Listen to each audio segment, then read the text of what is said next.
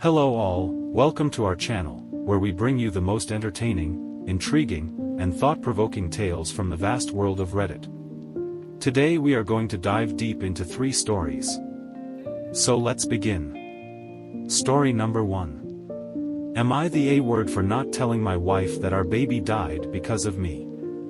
I, M25, and my wife, F24, had our daughter Angela last year in November. We met at university. We dated for 2 years and got married after graduating. It's our first marriage and we are very in love. My wife, who we will call Kim, got pregnant during our honeymoon and we were both very excited. My parents are out of the picture and Kim only grew up with her dad. We both knew that we wanted to have children and give them the best life we could. Kim's pregnancy was normal. It was our first child. The baby was born healthy and beautiful. She was perfect, chubby legs and round face. I never thought that one day I could love a woman more than I love Kim, but my daughter stole my heart completely. Everything was perfect, but we were very nervous, since we didn't know anything about babies. Kim's father constantly called us and also gave me advice. My grandmother also taught us how to change her correctly and feed her. We were blessed with a lot of help. Kim's family came from their home country to meet our daughter for Christmas. They were going to stay until the new year. But on December 28, Kim's father had a heart attack and was taken to the emergency room. We went to the hospital and my father-in-law had to remain under observation since his condition was serious. To give you an idea, he might not wake up again. I told my wife that I would stay with her, but Kim asked me to go with Angela home. Whatever had to happen, would happen in the next 24 hours. She didn't want to leave her father's side, but she didn't want to leave the baby at the hospital all night. We agreed that I would stay at home with Angela and she would stay at home with her father and her relatives at the hospital. The next 24 hours passed and my father-in-law began to improve, so the stay was extended to 48 hours, and for 72. Kim came to get some clothes and see our daughter and she returned to the hospital. Due to her concern, I had not slept in those 2 days, so after giving her bottle to my daughter I put her to sleep and I myself fell asleep.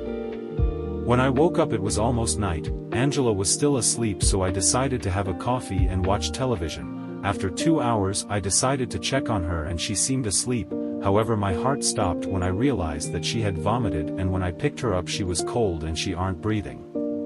I panicked. I shook her. I patted her on the back. I just desperately wanted her to breathe again. I called an ambulance begging for help. The operator gave me instructions to do CPR. When the doctors arrived we immediately went to the hospital. I called to Kim and between my mess of tears and hyperventilation I tried to tell her what was happening. When we arrived she was already there. Kim cried and screamed at the doctors begging to save her. I did too. They did everything they could for about an hour, but in the end there was nothing to do. My baby died at only a month old. They explained to us that Angela had vomited while she was sleeping and choked on her own vomit. She tried to calm us down by explaining that this can happen and that it wasn't our fault. Kim and I are a mess. I haven't told her that I fell asleep while my daughter was dying. I haven't told her that I killed my daughter. I want to end all of this. I can't continue with this. I miss her. I want to hear her crying, having her in my arms. I want to change her diapers, change her clothes. I want to hug her with all my strength. I want to see her. I miss her so much. I hate myself so much. It should be me and not her. It's my damn fault. I want all this pain. It's over. I want to end everything. So now, let's move forward to story number 2. Am I the A-word for breaking up with my boyfriend for having committed incest in the past? He knows I'm on Reddit often, so I really don't want to divulge too many details. Long story short, he confessed that before he met me, he had a year-long sexual and romantic relationship with a family member. Let's just say that they were closely enough related for it to be illegal in 90% of states. I told him that I loved him, but I was not comfortable having a relationship with him. I told him that I'd still be his friend and we could still be in each other's lives, but I couldn't see myself marrying someone with his past. He was understanding at first, but then he was broken. He called me judgmental and cold-hearted and said he thought I'd understand given his childhood traumas. I definitely do believe that those traumas led him to be comfortable with doing that, but I also think that he needs therapy. Truth be told, this to me proves that his brain works in a way I can't understand, and that makes me feel unsafe. He's devastated because the one person he thought wouldn't ditch him like everyone else, also ditched him. Partially, I do feel guilty about that, especially since he never told this secret to anyone else. But every time I think about it, I just can't see him as someone healthy, and I fear for the future. Am I a judgmental A-word?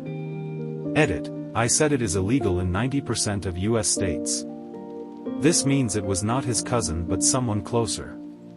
Edit 2. He claims that he was not groomed and that he made the moves on this family member. So now, let's move forward to story number 3. Am I the A-word for telling my MIL she's not welcome in our home anymore? So a few weeks ago I noticed when I would come home that stuff would be out of place. One time our stove was left on. Another time our cat that we inherited from my mother-in-law was locked in our bedroom. Then there was the time our front door was unlocked and our front window was wide open. So I decided to get some security cameras. A few days later I got an alert that someone was outside our home. The camera is facing right at our front door. So I pulled up the video feed and it was my mother-in-law. She was trying to open the door. Then she was looking under the mat for a key and didn't find one, so she went out of view for a couple minutes, then came back with a stick and walked up to the front window and used the stick to pry the board out of the window that we use to hold it open just enough for the cat to come in and out as it pleases. Then she climbed through. Now I was pissed for sure, but my MIL is homeless. She tried living with us for about a year, but we had to kick her out because she kept smoking meth and heroin in our home. And we're recovering addicts ourselves, so I tried to be empathetic and let it slide since she just went inside and made herself something to eat. Next time I saw her I asked her to please not break into our home. She said okay. But of course she kept doing it. I held back because I didn't want to upset my wife. However, I reached my breaking point when I checked the cameras one day and she had got inside through the window and let one of her addict friends inside, and they were sitting at the coffee table passing a meth pipe back and forth. Meanwhile, our dog who has seizures is sitting right next to her in a cloud of smoke. I was extremely mad. And the next time I saw her I told her she isn't welcome in our home anymore. She told me I was an asshole because she's homeless and a hypocrite because I used to get high too. That made me even more mad and I didn't budge. My wife said she supports my decision, but I can tell it hurts her because she loves her mom. That's a big reason I let it slide so many times too. I don't want her to hurt, but I also don't want someone in our home who disrespects literally all of the boundaries we have set with her. So what do you think, Reddit? Am I the A-word? That's all for today, folks. Comment below your thoughts and subscribe for daily stories. See you tomorrow.